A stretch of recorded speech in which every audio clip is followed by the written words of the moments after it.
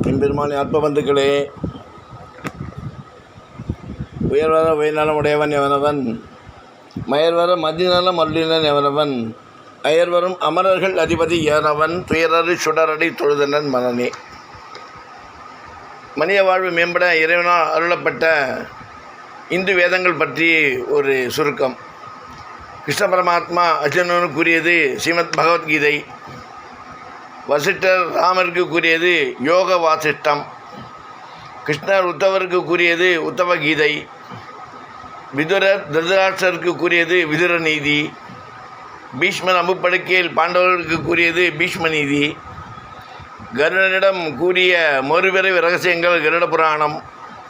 சிறுவன் நசிகேதனிடம் மரணத்தின் இறைவனான யமன் கூறிய மரணத்தின் ரகசியம் கட உபனிஷம்.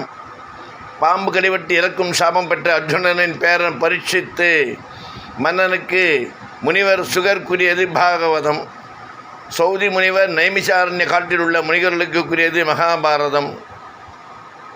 இனிய பாடல்களால் அமைந்த ஒரே இந்து வேதம் சாமவேதம். இதை நாம் புரிந்து கொண்டு எப்படி நமக்கு பயனுள்ளதாக இறைவனால் கொடுக்கப்பட்டுள்ளது என்று அறிந்து கொள்ள வேண்டும். உலகில் எந்த மருந்துகளாலும் கிடைக்காத அதி அற்புதமான மருந்துகள்.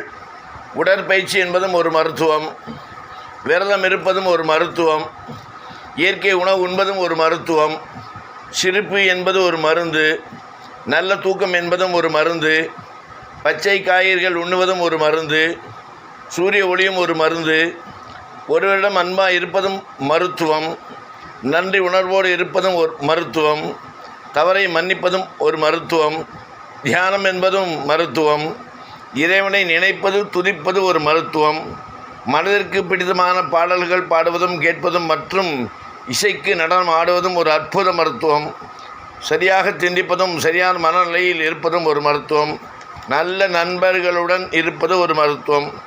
இந்த மருந்துகளை போதுமான அளவு நாம் எடுத்துக்கொண்டால் மருந்தகங்களில் உள்ள மருந்துகள் நமக்கு அரிதாகவே தேவைப்படும். அதற்கு மேலாக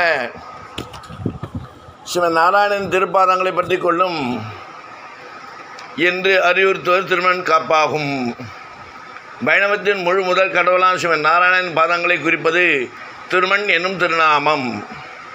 வைணவ ஆகார தத்துவம் நாராயணன் ஒருவனே பரமபுருஷன், ஜீவன்கள் அனைத்தும் அவனது தேவிமார்கள் என்பதாகும். திருமண்ணை ஸ்ரீசூர்ணம் என்றும் அழைக்கிறார்கள். ஸ்ரீசூர்ணம் மகாலட்சுமியின் அடையாளமாகும். இந்த திருமண் புனிதமான இடங்களில் இருந்து சேகரிக்கப்படுகிறது. எப்படி உலர்மண் நம் ஆடையினை தூய்மைப்படுத்துகிறதோ அவ்வாறே திருமண்ணும் வைணவனின் உள்ளத்தை தூய்மையாக்குகிறது. வைணவத்தின் ரகசிய தத்துவம் உணர்த்துவதும் ஏனெனில் திருமண் ஸ்ரீமன் நாராயணனின் திருப்பாதங்கள். என்றாவது ஒரு நாள் உடம்பு மண்ணோடு மண்ணாகி போகும். எனவே ஸ்ரீமன் நாராயணன் திருப்பாதங்களை பற்றி கொள்ளுங்கள் என்று அறிவுறுத்துவது திருமண் காப்பாகும். ஸ்ரீமன் நாராயணா ஸ்ரீமன் நாராயணா ஸ்ரீமன் நாராயணா ஸ்ரீமன் நாராயணா ஸ்ரீமன் நாராயண நீ ஸ்ரீபாதமே சரண ஸ்ரீமன் நாராயணா ஸ்ரீமன் நாராயணா ஸ்ரீமன் நாராயணா ஸ்ரீபாதமே சரணம் ஸ்ரீமன் நாராயணா ஸ்ரீமன் நாராயணா ஸ்ரீமன் நாராயணா ஸ்ரீபாதமே சரண ஸ்ரீமன் நாராயணா ஸ்ரீமன் நாராயணா ஸ்ரீமன் நாராயணா நீ ஸ்ரீ பாதமே சரண ஸ்ரீமன் நாராயணா ஸ்ரீமன் நாராயணா ஸ்ரீமன் நாராயணா நீ ஸ்ரீ பாத சரண என்பதை உணர்த்துகிறது. திருமணை பற்றி ஒரு அரிய ரகசிய தகவல், புணராதவள் தெரியாதவள் புரிந்து கொள்வதற்காக. ரிஷியனுடைய சாபத்தால் இன்றும் மழை காலத்தில் ரத்தம் போல செந்நீரமாக ஓடும் தேவநாத பெருமாள் கோயிலில் நதியின் தீர்த்தம் பற்றிய கதை.